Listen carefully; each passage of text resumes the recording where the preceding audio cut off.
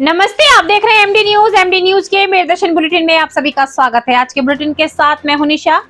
खबरों को स्टार्ट करने से पहले आपको बताती चलूं कि आज आयरन लेडी, जी हां, देश की प्रथम महिला प्रधानमंत्री इंदिरा गांधी की जयंती है, 105वीं जयंती, जिसको लेकर कांग्रेस कार्यकर्ताओं द्वारा कार्यक्रमों का आयोजन किया गया।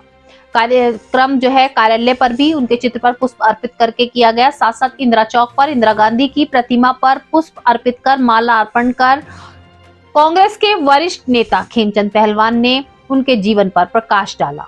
वहीं आपको बताती चलूं कि इंदिरा गांधी, जी हां, देशभक्ति जिनके अंदर कूट कूट कर भरी हुई थी, जो देश के लिए अपने प्राण न्यौछावर करने के लिए तत्पर रहती थी। उनके नाम पर कार्यक्रम का आज आयोजन किया गया उनकी जयंती के उपलक्ष्य में, लेकिन उसमें पलीता लगाते नजर आ रहे कुछ लोग। जी हां, मैं आगे आपको दिखाऊंगी कि देशभक्ति के नाम पर कार्यक्रम तो आयोजित किया गया, लेकिन कहीं भी देशभक्ति नजर नहीं आ रही। साथ साथ आपको बताती चलूं, माँ बाप बच्चों को जन्म देते हैं, पाल पोस कर बड़ा करते हैं और सब संपत्ति पता होता है कि बच्चों की ही होती है, लेकिन उसके बाद भी आज के कलयुग के समय में कुछ बेटे ऐसे होते हैं, कुछ बहुएं ऐसी होती हैं जो माँ बाप पर अत्याचार करते हैं। आज ऐसी ही एक वृद्ध महिला, विधवा वृद्ध महिला रोती हुई एसएसपी कार्यालय पहुंची और इंसाफ की गुहार लगाई। उसने कहा कि उसके बेटों और बहुओं द्वारा उसको जान से मारने का प्रयास किया जा रहा है। वृद्ध महिला के 5 बेटे हैं, जिसमें से 3 बेटे और 2 बहुएं हमेशा लगातार उस पर अत्याचार कर रही हैं, गाली गलौज दी जाती है, गंदी हरकतें की जाती है। आज वृद्ध महिला रो रो कर इंसाफ की गुहार लगा रही थी।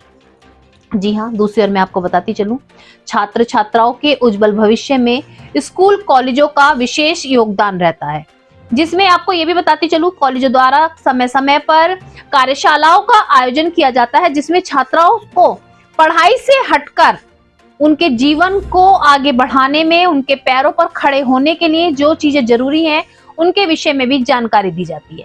आज स्माइल कॉलेज में भी कार्यशाला जो 15 दिन के लिए चल रही है, उसमें छात्रों ने बढ़ चढ़कर भाग लिया। दूसरी ओर आपको ये भी बताती चलूं, ठग ठग गैंग बहुत सक्रिय हो चुका है, जो पुलिस को भी धोखा दे रहा है। ठग ठग गैंग के माध्यम से इतनी लूट सामने आ रही है और पुलिस द्वारा भी जो है उस गैंग को नहीं पकड़ा जा रहा है। आज फिर एक दंपत्ति के साथ घटना हुई, ठक ठक कर उसकी गाड़ी से मोबाइल साफ कर दिया गया। सबसे बड़ी बात आपको बताती चलूं कि निकाय चुनाव बहुत नजदीक हैं, जिनको लेकर के तैयारियां हर पार्टी कर रही है। हर पार्टी चाहती है कि उनका परचम लहराए। हर पार्टी अपनी पार्टी के कार्यकर्ताओं को मजबूत करने के लिए बैठक कर रहे हैं, क्षेत्रवासियों के साथ मिलकर बैठक कर रहे हैं और आगे की रणनीति तैयार कर रहे हैं। आज मैं आपको बताती चलूं, राष्ट्रीय लोकदल की प्रदेश महिला अध्यक्ष ममता शुक्ला मेरठ पहुंची और मेरदर्शन की संवाददाता के साथ एक खास मुलाकात करते हुए बताया कि राष्ट्रीय लोकदल में महिलाओं को पूरा सम्मान दिया जाता है, उनको आगे बढ़ने का मौका दिया जाता है। साथ साथ पार्टी को किस तरीके से मजबूत करना है, किस तरीके से आगे की रणनीति को तैयार करना है, इन सभी बातों पर चर्चा भी की। तो जुड़े रहे मेरदर्शन के साथ, देखते रहे मेरदर्शन। सबसे पहले नजर डालते हैं आज की हेडलाइंस पर, जिसके प्रायोजक हैं जूम डिजिटल मूवी वर्ल्ड। मेरदर्शन समाचारों के इस भाग के प्रायोजक हैं खेमचंद पहलवान, पूर्व सदस्य उत्तर प्रदेश कांग्रेस कमेटी व अध्यक्ष गांधी मार्ग व्यापार संघ मेरठ।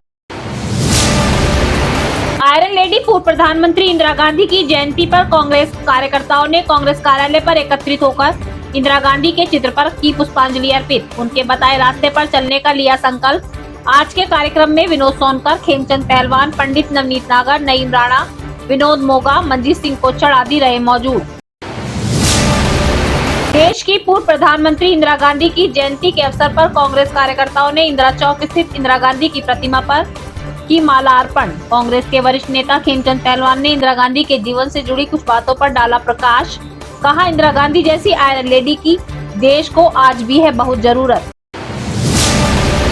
आयरन लेडी भारत की प्रथम महिला प्रधानमंत्री इंदिरा गांधी के 105वें जन्म उत्सव पर सांस्कृतिक कार्यक्रम सारे जहां से अच्छा हिंदुस्तान हमारा में देशभक्ति का नहीं किया सम्मान, लगाया पलीता, नहीं आए नजर एक भी देशभक्ति के गाने, चारों ओर गूंज रहे थे फिल्मी फसाने।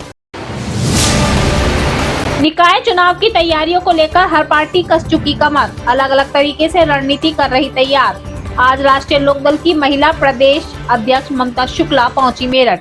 मेरठ की संवाददाता से उन्होंने की खास मुलाकात। उन्होंने बताया पार्टी में महिलाओं की अहमियत व पार्टी को मजबूत रखने पर रखे अपने विचार। रोती बिलखती एक वृद्ध मां पहुंची एसएसपी कार्यालय। अपने बेटों और बहुओं पर जान से मारने का लगाया आरोप। कहा रोज बेटों द्वारा जान से मारने की दी जाती है धमकी, की जाती है अभद्र हरकतें, गाली गलौज। थाना कोतवाली में रिपोर्ट लिखवाने के बाद भी अब तक नहीं हुई कोई सुनवाई। थाना परतापुर क्षेत्र में बदमाशों के हौसले लगातार हो रहे बुलंद। रोज दे रहे वारदातों को अंजाम। ठक ठक गैंग के सामने पुलिस भी हो रही नाकाम। शुक्रवार शाम को वेंटो गाड़ी से मेरठ लौट रहे दंपत्ति की गाड़ी के शीशे पर ठक ठक कर गाड़ी से उड़ाया फोन। थाना परिषदगढ़ क्षेत्र में सऊदी अरब में नौकरी लगाने के नाम पर नकली पासपोर्ट बनाकर युवक से ठगे 1.5 लाख रुपए। पीड़ित युवक ने आला अधिकारियों से मामले की शिकायत, कार्रवाई की मांग। चौकी इंचार्ज ऋतुराज पर भी 30,000 लेकर 60 गांठ का लगाया आरोप। हापुड़ रोड पर पुलिस का नया कारनामा आया सामने। बैरिकेडिंग को ही लगा डाली हथकड़ी। वीडियो जमकर सोशल मीडिया पर वायरल। नगर निगम में हुई आज बोर्ड बैठक। नगर आयुक्त, महापौर व सभी पार्षद रहे मौजूद। शहर की विभिन्न समस्याओं पर की गई चर्चा। इस्माइल नेशनल महिला पीजी कॉलेज के इकोनॉमिक डिपार्टमेंट द्वारा 15 दिन का सर्टिफिकेट कोर्स किया गया आयोजित। टॉपिक रहा डिजिटल इम्पावर। छात्राएं बढ़ चढ़कर ले रही भाग। मेट्रो ट्रेन के प्रोजेक्ट को लेकर तेजी से चल रही तैयारी, की जा रही सुरंग की खुदाई। थाना भट्टीपुरा क्षेत्र के स्थानीय लोगों के घरों पर पड़ रहा खुदाई का असर। घर हो रहे क्षतिग्रस्त। क्षेत्रवासियों ने अधिकारियों से की शिकायत। अधिकारियों ने घर को सही कराने व उचित मुआवजा देने की कई बात। गंगानगर में आए दिन कॉलेजों के छात्रों की मारपीट की घटनाएं आ रही सामने। आज भी थाना गंगानगर क्षेत्र के एफआईटी कॉलेज में पढ़ने वाले बीबीए के छात्र अर्पित पांडे को कॉलेज के बाहर गंगानगर निवासी छात्रों ने लाठी डंडों से बेरहमी से पीटा। पीड़ित छात्र पहुंचा थाने। आरोपियों के खिलाफ रिपोर्ट कराई दर्ज। कार्रवाई की मांग। अब खबरें विस्तार से। सबसे पहले मैं आपको बताती चलूं, आयरन लेडी, देश की प्रथम महिला प्रधानमंत्री इंदिरा गांधी के 105वें जन्मदिवस के उपलक्ष्य में कांग्रेस कार्यकर्ताओं द्वारा आज कांग्रेस कार्यालय पर एकत्रित होकर उनके चित्र पर पुष्प अर्पित किए गए, उनको नमन किया गया। साथ साथ आज इंदिरा गांधी के जीवन से जुड़े बातों पर सभी ने अपने अपने विचार रखे। सभी ने बताया कि किस तरीके से इंदिरा गांधी ने देश को आगे बढ़ाने में अपना पूरा सहयोग दिया था और आज के समय में इंदिरा गांधी जैसी महिला होना बहुत जरूरी है। लेकिन इंदिरा गांधी की जो कमी है ना तो वो कोई पूरी कर सका और ना ही शायद आने वाले समय में कर सकेगा। सभी ने आज उनके बताए हुए मार्ग पर चलने का संकल्प भी लिया। आज के कार्यक्रम में कांग्रेस के सभी पदाधिकारी व कार्यकर्ता मौजूद रहे। हम सबकी, हम कहीं से बात शुरू करते हैं कांग्रेस की तो पहले आलोचना से। तो अगर हम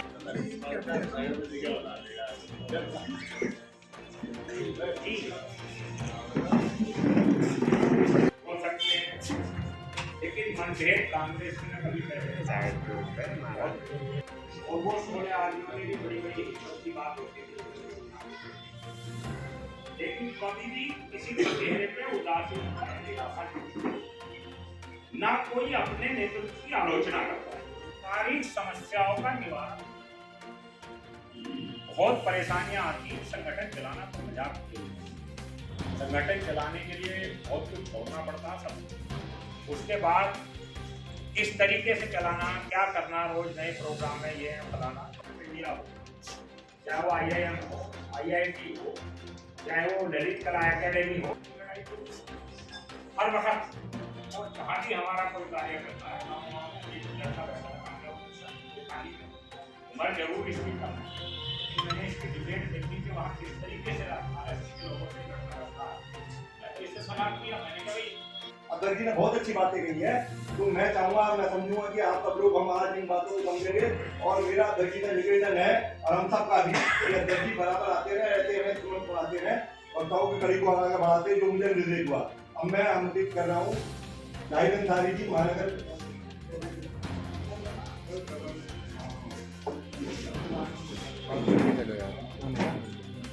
वहीं दूसरी ओर आपको बताती चलूं कि सभी कांग्रेस के कार्यकर्ता एकत्रित होकर इंदिरा चौक पर पहुंचे। वहां पर लगी हुई इंदिरा गांधी की प्रतिमा पर सभी ने माला अर्पण की। माला अर्पण करने के साथ साथ सभी ने नमन किया और कांग्रेस के वरिष्ठ नेता खेमचंद पहलवान ने बताया कि किस तरीके से इंदिरा गांधी ने बलिदान देते हुए देश को आगे बढ़ाया था। इंदिरा गांधी जैसी महिला की आज भी जरूरत है, लेकिन हमारे देश में कोई भी अभी ऐसी महिला नहीं है जो इंदिरा गांधी जैसे कार्य कर सके और इंदिरा गांधी की तरह सबको एक साथ लेकर चल सके। उन्होंने उनको नमन किया और कहा कि हमेशा वो इंदिरा गांधी को याद करते रहेंगे और नमन करते रहेंगे। इंदिरा जी का ये बलिदान याद रखेगा। इंदिरा जी का ये बलिदान जब तक सूरज चांद रहेगा, जब तक सूरज चांद रहेगा, जब तक हम भी कर सके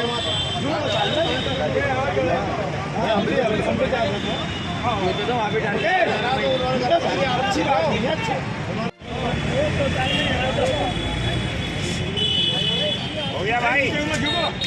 याद करेगा हिंदुस्तान, इंदिरा जी का ये बलिदान याद करेगा हिंदुस्तान। जब तक सूरज चांद रहेगा, इंदिरा जी का नाम रहेगा। जब तक सूरज चांद रहेगा, इंदिरा जी का नाम रहेगा। आज यहाँ पर हमारी प्रिय नेता इंदिरा जी का जन्मदिन मनाया गया है। आज वो हमारे बीच नहीं है, लेकिन आज भी भारत का जन जन उनको याद करता है। भारत देश ही नहीं बल्कि विश्व के अग्रणी देश भी उनको याद करते हैं तथा उनके द्वारा संपादित किए गए कार्य की सराहना करते हैं। दोस्तों, इंदिरा जी के जीवन काल में आतंकवादी ताकतों में इतनी बड़ी हिम्मत नहीं थी कि वो अपना सर उठा सके। उनके समय में आतंकवाद को पूर्ण रूप से कुचल दिया गया था। उनके द्वारा किए गए कार्यों को यदि हम गहराई से देखें तो हम स्पष्ट रूप से देख सकते हैं कि वो उदारवादी नीति की समर्थक थी। हमारे समक्ष उनकी उदारवादी नीति का बांग्लादेश एक स्पष्ट उदाहरण है। वो सांप्रदायिकता के बिल्कुल खिलाफ थी। उनके समय में नारियां सुरक्षित रहती थी, खुलेआम सड़कों पर महिलाएं घूमती थी, लेकिन आज चारों तरफ हाहाकार मचा हुआ है और गैर कांग्रेसी पार्टियां दूर खरसोट में लगी हुई हैं। इंदिरा जी का स्मरण तभी सार्थक होगा जब हम उनके बताए हुए रास्ते पर चलेंगे, देश की एकता व अखंडता को ध्यान में रखेंगे और निश्चय करेंगे कि हम सब आपस में भाईचारे की भावना से जिएंगे। किसी मजहब, भाषा या संकीर्णता की कोई भावना हमारे दरमियान नहीं आएगी। दोस्तों, इंदिरा जी ने दलितों के लिए पट्टे की भूमि दलितों को दी, जिन पर आज भी दलित अपनी खेती करके अपने बच्चों का पालन पोषण कर रहा है। तो इंदिरा जी ने दलितों के लिए बहुत बड़ा बलिदान दिया था। आज कोई ऐसी पार्टी नहीं है जो इंदिरा जी के बराबर काम कर सके। इंदिरा जी ने जिन गरीब करोड़ों लोगों के जीवन स्तर को ऊपर उठाने के लिए समाजवाद की नींव रखी थी, आज की गैर कांग्रेसी पार्टियों ने उन्हीं गरीब करोड़ों लोगों की टोपी छीनने की तैयारी कर रखी है। महंगाई, भ्रष्टाचार चरम सीमा पर है और भाजपा वाले लूट खसोट में लगे हुए हैं। इन्हीं शब्दों के साथ मैं अपनी प्रिय नेता इंदिरा जी को कोटि कोटि नमन करता हूँ। जय हिंद, जय भारत।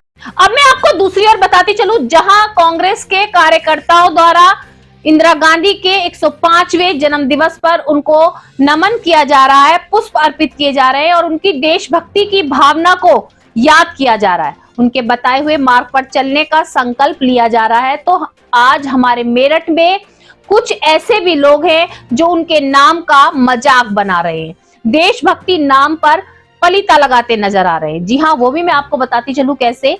एक कार्यक्रम आज हमारे मेरठ में हो रहा है कि देशभक्ति के नाम, जी हाँ, देशभक्ति के नाम इंदिरा गांधी के जन्म दिवस के उपलक्ष्य में सांस्कृतिक कार्यक्रम का आयोजन किया जा रहा है कि देशभक्ति के नाम, जिसमें गाने के लिए दूर दूर से सिंगर आए हुए हैं, बच्चे आए हुए हैं और बहुत से गीतकार पहुंचे हुए हैं। लेकिन आपको हैरानी की बात मैं बताती चलूं, आपको चौंकाने वाली बात मैं बताती चलूं कि जहां देशभक्ति के नाम पर कार्यक्रम को ऑर्गेनाइज किया गया है, लेकिन दूर दूर तक देशभक्ति नजर ही नहीं आ रही। जी हां, देश की प्रथम महिला प्रधानमंत्री के नाम पर कार्यक्रम आयोजित किया गया, उनके जन्मदिन पर कार्यक्रम आयोजित किया गया, लेकिन अगर कार्यक्रम को आप देखें तो फिल्मी गाने इस कार्यक्रम में गूंज रहे हैं, फिल्मी तराने इस कार्यक्रम में गूंज रहे हैं, और अगर वेशभूषा से को भी देखा जाए तो कहीं भी देशभक्ति की झलक नजर नहीं आ रही है। हम कोई भी कार्यक्रम करते हैं, कोई भी थीम रखते हैं, लेकिन उस थीम की झलक हमारे प्रोग्राम में नजर आती है। लेकिन ये प्रोग्राम इंदिरा गांधी के जन्मदिन के उपलक्ष्य में रखा गया, देशभक्ति के नाम पर थीम रखी गई, लेकिन दोनों ही चीजें प्रोग्राम से गायब थी। आज हमारे मेरदर्शन के संवाददाता साजिद सिकंदर कार्यक्रम में पहुंचे और कार्यक्रम के कुछ नजारे कैमरे में कैद किए, ताकि आपको भी बता सकें कि किस तरीके से देशभक्ति का मजाक उड़ाया जा रहा है।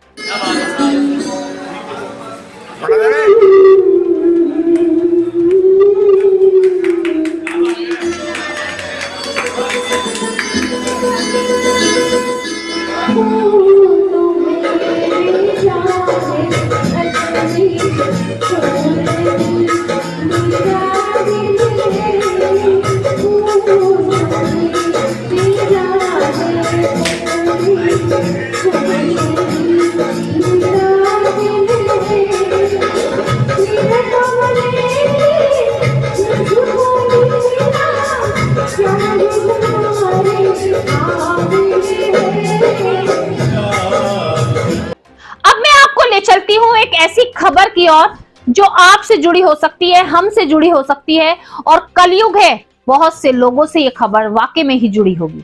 जी हां, कि माता पिता अपने बच्चों को पाल पोस कर बड़ा करते हैं, उनके पैरों पर खड़ा करते हैं और चाहते हैं कि हमारे बच्चे बहुत कामयाब हो, ऊंचाइयों पर पहुंचे, माँ बाप का नाम रोशन करें। लेकिन आज के कलयुग में बहुत से बच्चे ऐसे हैं जो अपने माँ बाप को जीते जी मार रहे हैं। आज एक वृद्ध विधवा महिला इंसाफ की गुहार लगाने और अपने बेटों से जान का खतरा बताते हुए रोती बिलखती एसएसपी कार्यालय पहुंची। पूरी घटना में आपको बताती चलूं, महिला का कहना है कि उसके 5 बेटे और 3 बेटियां हैं, जिसमें से एक बेटा मंदबुद्धि है, और जो 2 बहुएं हैं उनके द्वारा भी उस महिला पर अत्याचार किया जा रहा है। बार बार आग लगा ली जाती है और वृद्ध महिला और उसकी बेटियों पर आरोप लगा दिया जाता है। आज सुबह भी ऐसी घटना हुई, बेटे ने अपने ही पुराने कपड़ों में आग लगाई और सूचना अपनी मां के पास पहुंचवा दी कि घर में आग लग गई। मां की ममता उसको वहां तक खींच कर ले गई अपने बेटे के घर, जहां पर उसने पुराने कपड़ों में आग लगाई थी। वहां पर मौका पाकर बेटों ने और बेटों की बहुओं ने उस वृद्ध महिला को इतना मारा, लात घूंसों से मारा और उसको अधमरा कर दिया। किसी तरीके से वृद्ध महिला अपनी जान बचाकर एसएसपी कार्यालय पहुंची और फूट फूट कर रो कर यही कह रही थी कि उसके पति ने उसके नाम कुछ जमीन जायदाद छोड़ी थी, जिसको लेकर के उसके बेटों द्वारा उसके साथ लगातार मारपीट की जा रही है। बेटे अलग किराए के मकान पर रहने के लिए जाते हैं, लेकिन वृद्ध महिला ममता के चलते या अपनी इज्जत के चलते उनको वापस अपने घर में ले आती है, लेकिन उसके बाद भी महिला के साथ लगातार अत्याचार हो रहे हैं। अब महिला ने इंसाफ की गुहार लगाई, कहा कि अगर उसको सुरक्षा नहीं दी गई तो उसके बेटे मकान के लिए उसको कभी भी मार सकते हैं। क्या नाम है तारा? मेरा हज्जन अनीसा नाम है। क्या हुआ, आपके बच्चों ने क्या करा? मेरे बच्चों ने तो बहुत दिन से 4 साल से तो ज़्यादा ही की तार रखी। सबसे पहले तो बड़े बेटे ने तेल डाल के बहू पे वो किराए पे चला गया था। मैं उसकी खुशामद करके ले आई थी, भैया मेरे खुद किराए को मकान चल रहा है, मुझे शर्म आ रहा है, तू घर को चल। मैं उसे ले आई। उनने क्या काम करा क्या, या तो बुढ़िया जो कुछ तेरे पास है वो मुझे दे दे, और नहीं तो तेल डाल के बहू पे। पहले तो केस करा उसने, फिर करा दूसरे ने, उसकी बहू तेल डाल के गई। बहुत परेशान हूँ। आपके साथ क्या करा? मेरे ही साथ तो करा। अच्छा। और फिर तिबारा से अभियो समद की लड़की है, नमक वाले की। आपके कितने बेटे सबनम। अम्मा आपके कितने बेटे हैं? बेटे सुन ले, सबनम। सबनम ने मुझे इतनी मारी, मुझे पटक पटक के मारी। और इमरान ने, और पांच भाई हैं। ये मेरे जो बेटे हैं 5 हैं। एक का नाम अरशद है, एक का नाम फिरोज खान उर्फ भूरा है। पांचों बेटों ने क्या करा आपके साथ? आपकी पिटाई करते हैं पांचों बेटे? मेरे 3 बेटों ने मुझे मारा, 2 बबुओं ने, एक साइस्ता ने और एक शबनम ने, और मुझे पटक पटक के मारी। लेडीज से मेरी कमर दिखवा लो। क्यों मार रहे हैं आपको? नू मार रहे हैं कि मेरा शोहर मेरे नाम मकान कर गया, जायदाद कर गया। क्या तो गाली बक्के कहते हैं, क्या तो हमारे नाम मकान कर दे, अन्य तुझे इसमें रहने नहीं देने के। रात को कुंडी लगा के सो कभी मुझे मार दें। अच्छा ये बताओ कितने का मकान होगा, क्या कीमत होगी उसकी? उसकी होगी 2.5-3 करोड़ की। अच्छा आप ये बताइए, अब जैसे यहाँ पे पुलिस ऑफिस और मेरे पास खर्चे पानी को नहीं है। मैंने नु कही भैया तुम इसमें रह जाओ, मुझे तीनों 5,000 रुपये महीना दे जाओ। एक मेरा बाउला बच्चा है, एक मैं हूँ। निकाय चुनाव बहुत नजदीक है। निकाय चुनाव को लेकर के हर पार्टी अपनी कमर कस चुकी है और अपने अपने तरीके से अपनी पार्टी को मजबूत करने में लगी है, ताकि हर पार्टी अपना परचम लहरा सके। लेकिन ये तो वक्त बताएगा कि कौन सी पार्टी की जीत होती है। लेकिन आपको बताती चलूं कि हर पार्टी के मंत्री और अधिकारी पहुंच रहे हैं और अपनी अपनी टीम को मजबूत करने के लिए सभी को जागरूक भी कर रहे हैं। आज राष्ट्रीय लोकदल की महिला प्रदेश अध्यक्ष ममता शुक्ला मेरठ पहुंची और मेरठ दर्शन की संवाददाता के साथ रूबरू हुई, अपने विचार रखे। उन्होंने सबसे पहले तो ये कहा कि राष्ट्रीय लोकदल वो पार्टी है जो महिलाओं को आगे बढ़ाने का काम कर रही है। राष्ट्रीय लोकदल पार्टी में सभी महिलाएं अपने पैरों पर खड़ी हैं और उनका यही हमेशा प्रयास रहता है कि महिलाओं को, पढ़ी लिखी महिलाओं हो या हर धर्म की महिला हो, सबको एक साथ लेकर चलें, एक साथ आगे बढ़ाएं और महिलाओं को भी कुछ करने का मौका दें। साथ साथ उन्होंने ये भी कहा कि अपनी पार्टी को मजबूत करने के लिए वो सभी को जागरूक कर रही हैं। उनके कार्यक्रम भी उन्होंने बताए कि खतौली भी जाना है, नोएडा में भी कार्यक्रमों का आयोजन किया, मेरठ में किया। लगातार कार्यक्रम आयोजित किए जा रहे हैं और इस बार राष्ट्रीय लोकदल का ही परचम लहराएगा। निकाय चुनाव बहुत नजदीक है। निकाय चुनाव को लेकर के बहुत तेजी से तैयारियां चल रही हैं। जी हां, मैं लगातार आपको मेरदर्शन चैनल के माध्यम से दिखा रही हूं कि किस तरीके से हर पार्टी अपनी पार्टी को मजबूत करने में लगी है। अपनी कार्यकारिणी के सदस्यों के साथ बैठक कर रही है ताकि निकाय चुनाव में सभी अपना परचम लहरा सके। दूर दूर से सभी नेता पहुंच रहे हैं और अपनी पार्टी को किस तरीके से आगे की रणनीति तैयार करनी है उसके विषय में जानकारी दे रहे हैं। आज मैं आपको लेकर आई हूँ राष्ट्रीय लोकदल की महिला प्रदेश अध्यक्ष, जी हाँ, महिला विंग की प्रदेश अध्यक्ष ममता शुक्ला जी से बात कराने, और मैं जानकारी लूंगी कि उनके क्या विचार हैं, किस तरीके से वो आने वाले समय में अपनी पार्टी को मजबूत करने का इरादा रखती हैं और क्या रणनीति वो तैयार कर रही है। मैम, सबसे पहले तो आपका बहुत बहुत स्वागत है। धन्यवाद। जैसे कि मैं आपसे जानना चाहूंगी कि आप महिला विंग्स की प्रदेश अध्यक्ष हैं, तो पहले महिलाओं से जुड़ा एक सवाल आपसे करूं कि महिलाओं के लिए क्या आप करना चाहती हैं? क्या आपके मन का ऐसा विचार है कि आप राजनीति से जुड़ी हुई हैं राष्ट्रीय लोकदल से, तो महिलाओं को लेकर किस तरीके से साथ चलेगी? देखिए, मैं महिलाओं के लिए, हम लोग महिला विंग बनाए हैं अलग से और महिलाओं के लिए ही काम करने के लिए हमें रखा गया है, क्योंकि प्रदेश की अध्यक्ष होने के नाते ये मेरा फर्ज होता है कि महिलाओं की जो भी मुद्दे हों, चाहे वो सामाजिक हों, चाहे वो किसी भी स्तर के मुद्दे हों, आजकल महिलाओं के साथ जो भी अत्याचार हो रहे हैं, शोषण हो रहे हैं, तमाम चीज़ें हैं, हमारी सरकार उस पर अभी कुछ एक्शन नहीं ले पा रही, तमाम ऐसी चीज़ें हुई हैं। तो मैं चाहती हूँ कि हम राष्ट्रीय लोकदल के प्रदेश अध्यक्ष हैं और इसके साथ साथ हमारी महिलाओं को पहले तो उनको सम्मान मिले, इज्जत मिले और समाज में उनकी भागीदारी हो ज़्यादा से ज़्यादा, सत्ता पक्ष में भी हमारी मजबूती बने, जिससे महिलाएं हमारे चार दीवारी से बाहर निकल सकें, क्योंकि गांव में भी समाज में भी हमारी पढ़ी लिखी महिलाएं बैठी हुई हैं जिनको बाहर से निकलने का मौका नहीं मिलता है।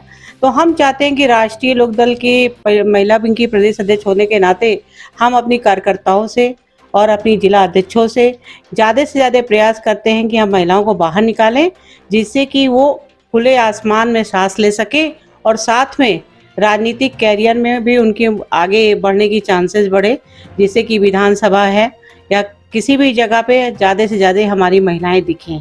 मैं आपसे ये कहना चाहूंगी, जैसे आपने कहा कि महिलाएं आगे बढ़ें, तो बहुत सी महिलाएं हैं घर में हैं लेकिन राजनीति की ओर कदम बढ़ाना नहीं चाहती, तो आप अपने राष्ट्रीय लोकदल पार्टी तक उनको पहुंचाने के लिए ऐसा क्या करना चाहेंगे कि महिलाएं अपने आप उनका रुझान राजनीति पार्टी की ओर बढ़े? देखिए, हम तो ज़्यादा से ज़्यादा सदस्यता अभियान चलाते हैं, क्योंकि पढ़े लिखी जो महिलाएं हैं उससे जुड़ती हैं और सदस्यता अभियान के तहत हमारी महिलाएं 4 घरों में जाती हैं, घर घर में उन लोगों से बातें करती हैं, प्रचार प्रसार करती हैं और सदस्यता अभियान में उनकी भागीदारी अच्छी खासी हो रही है और वो जुड़ भी रही हैं। क्योंकि क्या होता है कि हर महिला कुछ ना कुछ करना चाहती है आज के समाज में, कोई घर में बैठना नहीं चाहता है, जो मेरा अपना सोच है। किसी मजबूरी के कारण महिलाएं नहीं निकल पा रही थी, मगर अब ऐसा नहीं रहा। समाज में बहुत बदलाव हो चुका है और महिलाएं ज़्यादा से ज़्यादा अपने को आगे बढ़ाने का प्रयास कर रही हैं। तो मैं भी यही चाहती हूँ कि हम लोग अच्छी तरीके से महिला को आगे बढ़ाएं और जिससे कि हम लोगों को एक समय ऐसा लगे कि हमारी महिलाएं ज़्यादा एक्टिव हैं पुरुषों के मुकाबले।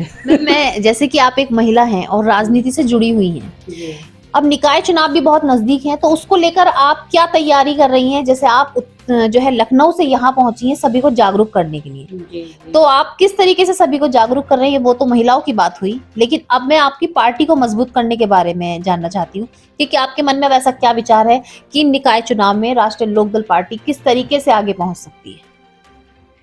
देखिए, हमारी पार्टी की बात है तो हमारे राष्ट्रीय अध्यक्ष जी वो महिलाओं को बहुत प्रोत्साहन देते हैं और हमारी पार्टी में महिलाओं का एक वर्चस्व है। जैसा कि आप जानती हैं, मैं मेरठ में बैठी हुई हूँ और खतौली के लिए आई हूँ। वहाँ पे विधानसभा का उपचुनाव चल रहा है, तो मेरी महिलाएं आज भी वहाँ पे लगी हुई हैं और राष्ट्रीय अध्यक्ष भी हम लोगों के साथ साथ हमेशा प्रोत्साहन देते हैं। तो इसलिए वो चाहते हैं कि महिलाएं आगे आएँ और रही कि महिलाओं को कैसे आगे बढ़ाएं हम, तो इसके लिए यही हो सकता है कि हम लोग जितना ज़्यादा महिलाओं से मिलेंगे, मीटिंग करेंगे, उनके बीच में जाएंगे, अपनी बातों को रखेंगे, अपने उद्देश्य के, अपनी पार्टी के उद्देश्यों को बताएंगे, उसको सुन के उनके अंदर ये भावना होगी कि मैं भी कुछ करूं समाज में। जैसे मैंने ये क्वेश्चन किया आपसे कि अब आप लखनऊ से यहाँ पहुंची हैं, जी, महिलाओं के साथ साथ पुरुषों को भी जोड़ना बहुत जरूरी है, जी, तो अपनी जी। पार्टी को किस तरीके से मजबूती की ओर ले जा रहे हैं? क्या आप किस तरीके से चाहती है कि इस बार जो है राष्ट्रीय लोकदल का ही पंचम लहराए, महिला पुरुष सब एक साथ होकर कार्य करें? मैडम, हम तो महिलाओं के साथ पुरुषों को भी चाहते हैं जोड़ना, क्योंकि अगर हमारी पार्टी में पुरुष की भी भागीदारी अच्छी खासी रहेगी महिलाओं के बराबर में ही, तभी हमारी पार्टी को मजबूती आएगी। तो मैं तो चाहती हूँ कि पुलिस जितने भाई हैं हमारे पुरुष वर्ग के और महिलाएं सब मिलके काम करें, जिससे कि हमारी पार्टी को मजबूती मिल सके। मैम, अब मैं आपके बारे में थोड़ा सा जानना चाहूंगी कि आप कितने वर्षों से राजनीति में हैं और राष्ट्रीय लोकदल से कब से जुड़ी हैं? राष्ट्रीय लोकदल से तो मुझे 10 साल हो गए जुड़े हुए और मैं पहले भी प्रदेश अध्यक्ष थी और पुनः इस बार प्रदेश अध्यक्ष हमारे राष्ट्रीय अध्यक्ष जी की देन है। उन्होंने मेरे पे इतना भरोसा जताया कि मुझे दोबारा प्रदेश अध्यक्ष बनाने का मौका दिया और उन्होंने मुझे बनाया, इसके लिए मैं उनको धन्यवाद देती हूँ कि मुझे इस योग्य समझे। दूसरी बात है कि जहाँ तक मेरा अपना उद्देश्य है कि महिला कोई भी हो, महिला घर जब संभाल सकती है तो वो पूरा देश संभाल सकती है। बिल्कुल आपने सही कहा। जहाँ तक मेरा उद्देश्य है, सही कहा। तो महिलाएं कुछ भी कर सकती हैं, बस केवल उनको थोड़े से एक प्रोत्साहन की जरूरत होती है। देखिए, बहुत अच्छी बात कही कि महिला जब घर संभाल सकती हैं तो देश भी संभाल सकती हैं। थोड़ा सा सहयोग, थोड़ा सा प्रोत्साहन जरूरी है और राष्ट्रीय लोकदल पार्टी वो पार्टी है जो महिलाओं को एकजुट करके आगे बढ़ाने का प्रयास कर रही है। घर से पढ़ी लिखी महिलाओं को बाहर निकालकर पार्टी में जोड़ा जा रहा है, सभी को जागरूक किया जा रहा है और सभी महिलाओं को सम्मान की नजर से देखा जाता है और पार्टी को मजबूत करने के लिए बहुत सारे कार्य किए जा रहे हैं। अभी मैं थोड़ी सी जानकारी और लूंगी। मैम, किस तरीके से, अब जैसे कल आपने कहा कि खतौली में आपका एक प्रोग्राम है, उस प्रोग्राम में किस तरीके से आप संबोधित करने वाली हैं, किस तरीके से पार्टी को मजबूत करने के लिए आप क्या कर रही है कि इस बार आपका पंचम लहराए, राष्ट्रीय लोकदल पार्टी का पंचम लहराए और बहुत बड़ी बात होगी ये, तो क्या कहेंगी उनके लिए? मैडम, हम लोग चुनाव प्रचार में जुटे हुए हैं जी बिल्कुल। और हमारी टीम भी वहाँ पे चल रही है, काम कर रही हैं, पुरुष वर्ग भी साथ साथ पे है और महिलाएं भी घर घर दौड़ रही हैं और घर घर अपना प्रचार प्रसार चल रहा है, लोगों से संपर्क स्थापित किया जा रहा है और जहाँ तक हमें लगता है नो डाउट हम सीट जीत रहे हैं। बहुत खुशी की बात है। देखिए, कितनी अच्छी बात पहले ही कह दी कि रिजल्ट इस बार लोकदल के हाथ में है। अब ये तो वक्त बताएगा और सभी पार्टी मजबूत करने के लिए अपने अपने तरीके से कार्य कर रहे हैं, लेकिन आप खुद सोच सकते हैं कि लखनऊ से महिला प्रदेश अध्यक्ष यहाँ पहुंची हुई हैं और सभी को जागरूक करने का प्रयास कर रही हैं और चाहती हैं कि महिलाएं घर से निकले, आगे बढ़े, सभी को जागरूक करें, राष्ट्रीय लोकदल पार्टी से जुड़े। पार्टी में जितना महिलाओं का योगदान है उतना पुरुषों का भी हो, दोनों साथ चले और कार्य को बहुत अच्छे से करें। मैम, जैसे पिछले चुनावों की अगर बात की जाए, जो पिछले चुनाव हुए, तो कहीं ना कहीं लोकदल थोड़ी पीछे रह गई, उसके बारे में आप क्या कहना? नहीं मैडम, ऐसा नहीं है, ऐसा तो आप गलत कह रहे हो। हम कभी पीछे नहीं रहे। अच्छा, हमेशा आगे है? नहीं, हमेशा आगे। राष्ट्रीय लोकदल तो हमेशा आगे रहा, पीछे तो रहा ही नहीं। सरकार नहीं बनी ना अभी, तो थोड़ा सा तो देखिए पीछे है। सरकार, वो तो देखिए सरकार में रहे हैं और हमारी भागीदारी भी रही है, ठीक है, और ऐसा आप नहीं कह सकते हो। मतलब इस बार आपका पूरा दावा है कि राष्ट्रीय पूरा दावा 100%। जनता पार्टी कितने दिन बाद सरकार में और भारतीय जनता पार्टी तो भारतीय जनता पार्टी कितने दिनों से गायब थी, अब तो भारतीय जनता पार्टी सरकार में आई है, आप ये सोचो। तो मतलब अब आप क्या कमी बताना चाहेंगी? भारतीय जनता पार्टी के राज में ऐसी कोई कमी आपको नजर आ रही है जो राष्ट्रीय लोकदल पार्टी पूरा कर सकती है? देखिए, जहाँ तक मैं इस समय युवा वर्ग हमारे जो परेशान है नौकरी के लिए, इस समय बेरोजगार हैं, और उनको सबसे बड़ी बात है कि इतना ज्यादा उनके साथ शोषण हो रहा है। पढ़े लिखे लड़के, नौजवान लड़के बेरोजगार बैठे हैं अपने अपने घरों में। तो पहला तो मुद्दा मेरा यही है कि नौजवानों के लिए राष्ट्रीय लोकदल हमेशा सोचती है, उनको प्राथमिकता देगी कि वो ज़्यादा से ज़्यादा बेरोजगारी दूर करें, ठीक है। अगर हम बेरोजगारी दूर करते हैं तो बाकी तो सब चीज़ ऑटोमेटिक सही हो जाती है। मैम, ये बात सरकार, देखिए बहुत अच्छी बात मैम ने कही कि सबसे पहले जरूरत है बेरोजगारी खत्म करने की, क्योंकि बेरोजगारी खत्म होते ही अपराध खत्म होगा। जो आजकल अपराध बढ़ रहे हैं, अपराध की घटनाएं बढ़ रही हैं, आप लगातार देख रहे हैं कि अपराध की जो घटनाएं हैं वो बढ़ती जा रही हैं। तो उसका कारण, मेन मुद्दा निकल कर आया कि युवाओं का बेरोजगार होना। ना युवा बेरोजगार होंगे और ना ही कोई अपराध करेंगे। आपने देखा पिछले दिनों सोशल नेटवर्किंग के जरिए बहुत सारे ठगी के मामले आ रहे थे, फ्रॉड के मामले आ रहे थे, लेकिन ये बहुत अच्छी बात मैम ने यहाँ पर कही कि युवा बेरोजगार हैं तो उनके दिमाग चलता है, कह सकते हैं ना, खाली दिमाग शैतान का। तो यहाँ पर वो चीज बिल्कुल कहावत सही होती है कि अगर काम में बिजी रहेंगे, व्यस्त रहेंगे युवा, तो अपनी पढ़ाई का, अपनी एजुकेशन का गलत इस्तेमाल नहीं करेंगे और बहुत हद तक अपराध को रोक सकेंगे। अब देखना तो ये होगा कि आने वाले समय में राष्ट्रीय लोकदल पार्टी अपना परचम कैसे लहराती है। वहीं मैं कुछ सवाल मैम से भी लेना चाहूंगी, सर्वेश पुंडीर जी से, जो राष्ट्रीय लोकदल से काफी समय से जुड़ी हुई हैं, और उनके क्या विचार हैं। मैम, अब मैं आपसे जानना चाहूंगी, पहले तो आप राष्ट्रीय लोकदल में अपना पद बताइए, साथ साथ मुझे ये बताइए कि आप कितने वर्षों से राष्ट्रीय लोकदल से जुड़ी हुई? मैं 3 विधानसभाएं लड़वा चुकी हूँ। सरधना क्षेत्र में आप ये समझिए कि पहले याकूब कुरैशी जी को चौधरी साहब ने टिकट देके भेजा था, तो उनके लिए हमने प्रचार प्रसार किया। उसके बाद फिर वकील चौधरी को दिया। वो जो भी हालात रहे, कैंडिडेट के ऊपर निर्भर करता है बहुत कुछ, पार्टी तो सही निर्णय ही लेती है अपने हिसाब से। अभी अतुल प्रधान जी गठबंधन से आए हैं, उनके लिए हम लोगों ने मेहनत की, सीट निकली। खतौली से पीछे करतार सिंह भड़ाना लड़े थे, हमने उनके चुनाव में प्रचार प्रसार किया, सीट निकली। तो ऐसा नहीं है कि मैं तो जुड़ी हुई हूँ, देखिए 15 साल मुझे जुड़े हुए हो गए, जो आपने सवाल किया। 15, देखिए मैम भी 15 साल से जुड़ी हुई हैं। मैम, मैं जानना चाहूंगी कि राष्ट्रीय लोकदल अब अपनी कार्यकारिणी को किस तरीके से तैयार, जैसे भी मैम ने बताया कि महिलाओं की और ज्यादा वो दिया जा रहा है कि महिलाओं को ज्यादा से ज्यादा जोड़ सके, तो आप क्या कहना चाहेंगे, किस तरीके से हम अपनी पार्टी को और मजबूत कर सकते हैं राष्ट्रीय लोकदल? हमारे नेताजी के मन में ना ही कोई कास्टिज्म है, वो हर वर्ग को जोड़ना चाहते हैं, हर वर्ग की महिला को जोड़ करके उसको सम्मान देते आए हैं। मैं मेरे डिस्ट्रिक्ट की पहले वाइस प्रेसिडेंट रह चुकी हूँ, फिर मेरे डिस्ट्रिक्ट की प्रेसिडेंट रह चुकी हूँ, फिर जैन जी ने खुद बुलाकर मुझे मेरठ कमिश्नरी की प्रेसिडेंट बनाया। उसके बाद मैं मिथिलेश पाल जी की कमेटी में प्रदेश उपाध्यक्ष भी रह चुकी हूँ। तो पद तो बिना, हमारी पार्टी में ये बिन मांगे सब मिलता है, इसलिए हम तो आभारी हैं जैन चौधरी जी के। हमारी पार्टी महिलाओं का सम्मान करती है, करती रहेगी। देखिए मैम का भी यही कहना है कि राष्ट्रीय लोकदल पार्टी वो पार्टी है जहां महिलाओं को पद भी दिया जाता है और सम्मान भी दिया जाता है।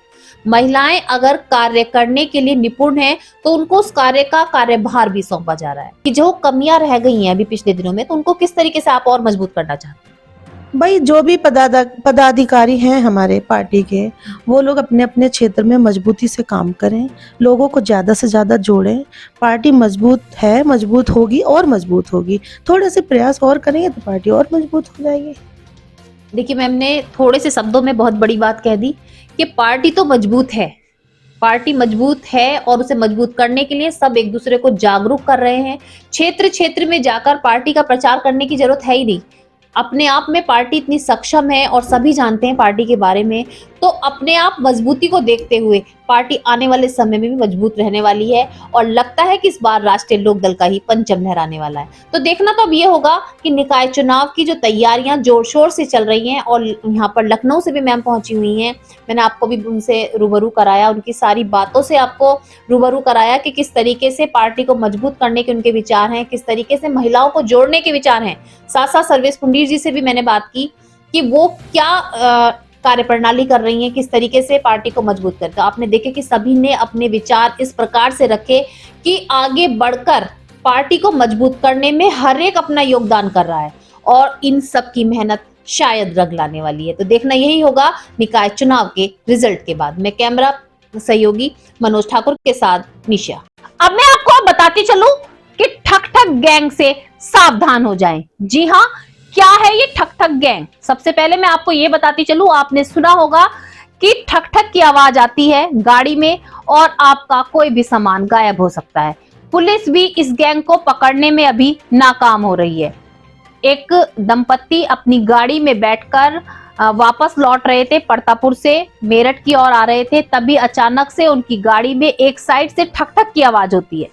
जब वो एक साइड देखते हैं तो दूसरी साइड से भी तेज से आवाज होती है। जैसे ही शीशा खोलकर देखा जाता है तो गाड़ी से फोन ले उड़ते हैं ठक ठक गैंग के लोग।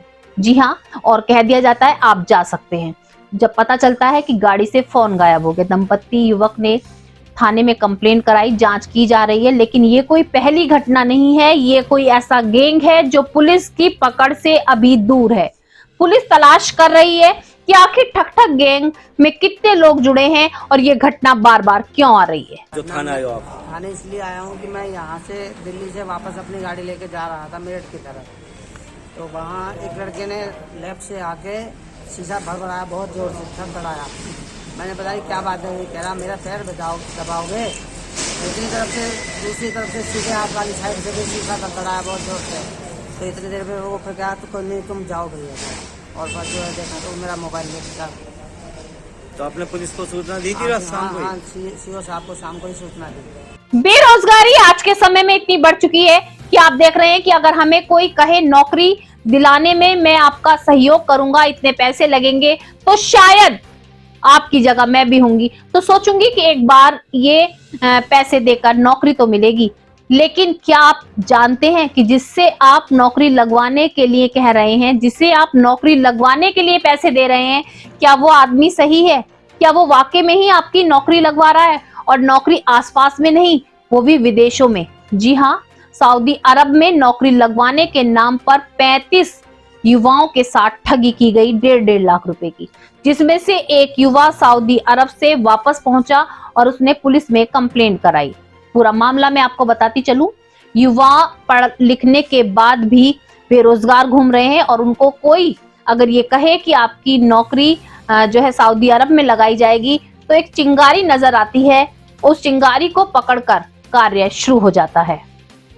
ऐसे ही एक युवक ने, और एक नहीं 35 युवकों ने एक युवक के माध्यम से 1.5 लाख रुपए देकर अपना वीजा बनवाया। जब वो सऊदी अरब पहुंचे, वीजा नकली निकला और उसको एक युवक को वहां से वापस भेज दिया गया। उसने पुलिस में कंप्लेंट की, लेकिन अभी तक उसकी कोई कार्रवाई नहीं हुई है। बताया जा रहा है कि जो चौकी इंचार्ज हैं वो भी 30,000 रुपए की सांठगांठ लेकर चुप बैठे हुए हैं। अब देखना यह होगा कि पुलिस क्या कार्रवाई करती है इस मामले को लेकर। जी अफजल ने मुझे, सनोफ हारून, उसने मुझे सऊदी भेजा था, मतलब कि तुझे सऊदी भेज रहा हूँ। मैंने कहा जी लाइसेंस इंटरनेशनल मैं बना के दूंगा। उसने मुझे नकली लाइसेंस बना के दिया। ये रहा, मैं सऊदी गया, मुदीर ने मना कर दी, ये नकली लाइसेंस है तो मतलब कि घर जा। उनने घर भेजा, मैं घर आया, मैंने अफजल से पैसों किया, उसने गोली मारने की धमकी दी और हम सारे लमडे गए थे। ये रही 35 बंदों की लिस्ट है। 35 के 35 लोगों को नकली लाइसेंस? जी ये रहे 39 एरिया और मतलब कि वहीं है फंसे हुए हम सारे। सिर्फ मैं आया उनमें से निकल के। कैसे आया तुम? जी मैं इसलिए आया हूँ, सिर्फ कंपनी ने मुझ पर एग्जिट मार दिया। ठीक है, नकली लाइसेंस दिखाया था मैंने कंपनी को, कंपनी ने कहा तेरे पे नकली लाइसेंस तक घर जा, उन्होंने मुझे भेज दिया। नहीं बना कर दिया था? जी अफजल ने। लाइसेंस के और भेजने के कितने पैसे लिए? 1.5 लाख। 1.5 लाख रुपए? जी।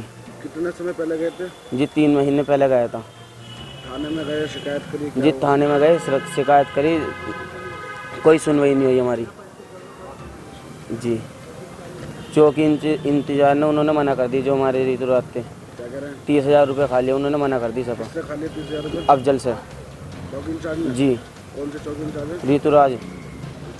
जी इकला रसूलपुर, जिला मेरठ। 35 में से कितने लोग वापस आए वहाँ से? जी 35 में से मैं आया बस? जी। और बाकी वहीं है? जी जो अफजल का ड्राइविंग के लिए भेजा था? जी ड्राइविंग के लिए भेजा था। तनख्वाह बताई थी? जी 1600 प्लस 200। 1600 या 16,000? 1600। यहाँ के बताए थे मतलब कि 35,000 कंपनी थी फेक, वो कंपनी उस वाली में नहीं भेजा था, जौन सी में बताया था दूसरी कंपनी में भेजा था। भेजना काम करता है ऐसा? जी कब से, बस जी मेरी पैदाइश भी नहीं जब से भेजने काम कर, पहले इनका पापा करता था, अभी लड़का करता है। लाइसेंस आपने दिखाया मैं इंडिया के नकली है? जी मैंने उसे लाइसेंस दिखाया, मैंने थाने में भी ये लाइसेंस दिखाया। उसने नु कहा जो मतलब कि ज़्यादा वो करेगा तो मैं गोली अपनी टांग में मार के तेरा नाम लगा दूंगा, तेरे मामू का नाम लगा दूंगा। अब सरकारी हथकड़ी का भी मजाक बनाकर रख दिया गया। जी हाँ, मैं आपको बताती चलूं, आप सभी जानते हैं हथकड़ी का यूज होता है कि कैदी को पकड़ने के लिए कैदी के हाथों में हथकड़ी डाली जाती है, फिर पुलिस द्वारा दूसरी साइड से पकड़ा जाता है, कैदियों को ले जाने का कार्य किया जाता है हथकड़ी बांधकर। लेकिन अब एक अनोखा ही वीडियो सोशल मीडिया पर जमकर वायरल हो रहा है। आपने भी देखा होगा कि बैरिकेडिंग को ही हथकड़ी लगा दी, जहां पर चैन का यूज किया जाना था, चैन से बांधे जाने थे बैरिकेडिंग को, वहां पर हथकड़ी बांधकर बैरिकेडिंग को बांध दिया गया। आप देख रहे हैं कि मेरठ पुलिस की लापरवाही साफ साफ नजर आ रही है। मेट्रो ट्रेन को लेकर के कार्य चल रहा है। आप सभी जानते हैं कि हमारे समय को बचाने के लिए और हमें सुविधाएं देने के लिए काफी समय से मेट्रो ट्रेन के लिए खुदाई चल रही है, सुरंग बनाई जा रही है। लेकिन जहां एक और हम सबको इससे फायदा हो रहा है, तो बहुत से क्षेत्रों में इससे भारी नुकसान भी हो रहा है। मैंने पिछले दिनों भी आपको दिखाया था कि बेगमपुल के आसपास के जहां पर सुरंग बनाई गई है, वहां के स्कूलों में और वहां के क्षेत्रों में काफी मकानों में दरार आ गई, जमीन धंस गई, बहुत सी ऐसी घटनाएं मैंने आपको दिखाई। लेकिन अब मैं आपको फिर बताती चलूं, भट्टीपुरा क्षेत्र के निवासी भी काफी परेशान है। वहां पर खुदाई के कारण मकानों में दरार आ चुकी है, मकान के फर्श दब चुके हैं। जब अधिकारियों से मौके पर पहुंचकर शिकायत की तो अधिकारियों ने आश्वासन दिया मुआवजा दिलाने का और टूट फूट को सही कराने का, लेकिन ये केवल आश्वासन बनकर ही रह गया। क्षेत्रवासियों का कहना है कि अभी तक कोई भी सुनवाई नहीं की गई है और उन्हें अपनी जान का भी खतरा बना हुआ है। जहां एक और सुविधा को लेकर के कार्य चल रहा है, लेकिन उस सुविधा से दूसरों को नुकसान भी हो रहा है। इन्होंने मेट्रो वालों ने इन्होंने कर रहे थे वादे, इन्होंने मकान बनाने के तरह से करने के, और जो मटेरियल लगा रहा है वो बिल्कुल घटिया लगा रहा है, हाथ लगाने के बाद में छूटे जा रहा है वो। और आपने देख भी लिया होगा, आपने छाप भी दिया, उसके बाद में ये कर नहीं रहे। ये मजदूर आ रहे हैं, थोड़ा काम करते हैं चले जाते हैं, और ऊपर से मतलब वैसे मटेरियल सा लगा रहा है। वहाँ पे शिकायत नहीं की इनकी? शिकायत की थी, शिकायत करने के बाद में भी मतलब ये आ नहीं रहे हैं, आ रहे हैं और देख के दूसरे फोटो खींच के लेके चले जाते हैं, वहाँ करवा देंगे। अभी तक पूरा नहीं करवाया इन्होंने। नगर निगम में आज एक बैठक का आयोजन किया गया, जिसमें नगर आयुक्त, महापौर और सभी पार्षद मौजूद रहे। मैं आपको बताती चलूं, आज शहर में हो रही समस्याओं के विषय में चर्चा की गई कि शहर में जल भराव की समस्या है, शहर में जमीन धंस रही है, गड्ढों की समस्या बहुत ज्यादा आ रही है, जिसके कारण से बहुत से हादसे भी हो रहे हैं। उन पर लेकर सभी ने अपने अपने विचार रखे।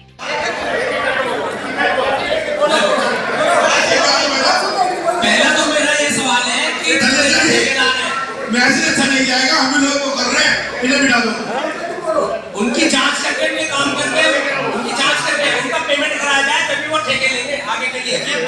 ये भाई 4 साल 11 महीने, ये 4 साल 11 महीने और अध्यक्ष महोदय 4 लेटर्स में मैंने देखा ये जो वायरल हो गया।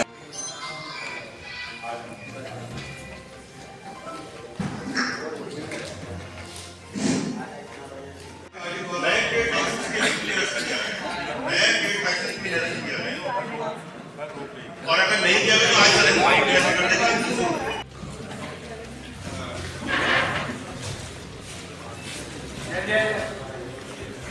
शांतिपूर्वक आपके जो भी प्रस्ताव हैं वो रखे जाएं और जो भी आपको जवाब अधिकारियों से लेना है, जनहित के कार्य कोई भी है, उनके आप बिल्कुल शांति से रखना, क्योंकि बोर्ड मीटिंग काफी अपनी एक एक बात सभी पार्षदों को बिल्कुल शांतिपूर्वक आराम से कहनी है।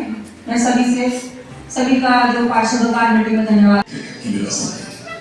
फिर मैंने देखा, आपने लिखा कि 35 कंप्यूटर ऑपरेटर, फिर एक लेटर में मैंने देखा आपने लिखा माइक की व्यवस्था है। ट्रेड लाइसेंस के संबंध में जो कि आपके समक्ष प्रस्तुत है, एजेंडा बिंदु में आप देख सकते हैं। जैसा कि मैं आपको लगातार बताती हूँ कि छात्र छात्राओं के भविष्य को उज्जवल करने में स्कूल कॉलेजों का पूर्ण योगदान रहता है। जी हाँ, स्कूल कॉलेजों में छात्र छात्राओं को पढ़ाई से अलग हटकर कार्यशालाओं का आयोजन कराया जाता है, उनको अलग डीपली नॉलेज दी जाती है जिससे वो अपने पैरों पर खड़ी हो सकती हैं। आज मैं आपको बताती चलूं, स्माइल पीजी कॉलेज के इकोनॉमिक्स विभाग द्वारा 15 दिवसीय सर्टिफिकेट कोर्स को लेकर के कार्यशाला का आयोजन किया गया, जिसमें छात्राएं बढ़ चढ़कर भाग ले रही हैं और कार्य को सीख भी रही हैं।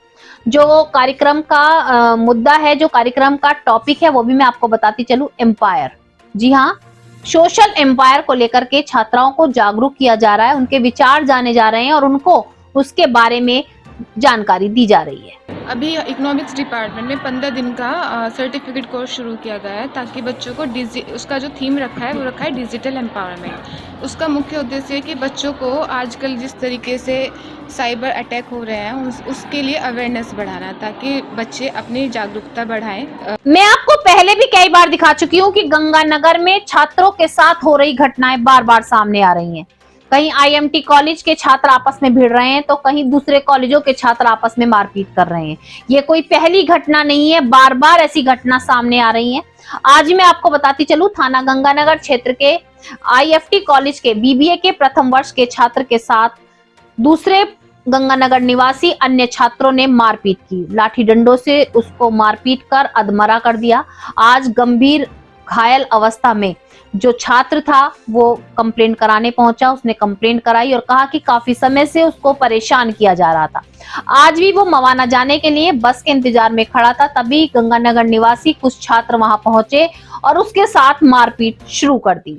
तो आप देख रहे हैं ये घटना आए दिन सामने आ रही है कि कोई दूसरे कॉलेजों के छात्र दूसरे कॉलेजों पर डंडे बरसा रहे हैं, लाठी बरसा रहे हैं। और इतनी ही बात नहीं, चाकू तक मारा गया है। मैंने मेरदर्शन चैनल के माध्यम से आपको ये खबर पहले भी दिखाई है इस तरीके की। अब देखना ये होगा कि पुलिस प्रशासन कितना अलर्ट होता है और इस छात्रों की जो ये गुटबंदी की लड़ाई है इसको रोकने में कितना कामयाब होगा। मैं बीबीए का छात्र हूँ, एफआईटी कॉलेज में पढ़ता हूँ। अभी कल की बात है, कल शाम की छुट्टी के समय की कुछ लड़के आए, उसमें एक विशाल बालियान लड़का था और अज्ञात के लड़के 7-8 लड़के थे। डंडे ले रहे थे, जो धारदार हथियार ले रहे थे, तमंचे ले रहे थे। और मुझ पे आते ही मैं बस के लिए खड़ा था, मवाने का हूँ मैं, मवाने के जाने के लिए खड़ा था। तो एकदम से उन्होंने पीछे से हमारे सिर में लठ मारा और मैं वहाँ पे गिर गया। आज के मेरदर्शन बुलेटिन में बस इतना ही। तेज और ताजा खबरें जानने के लिए देखते रहिए मेरदर्शन।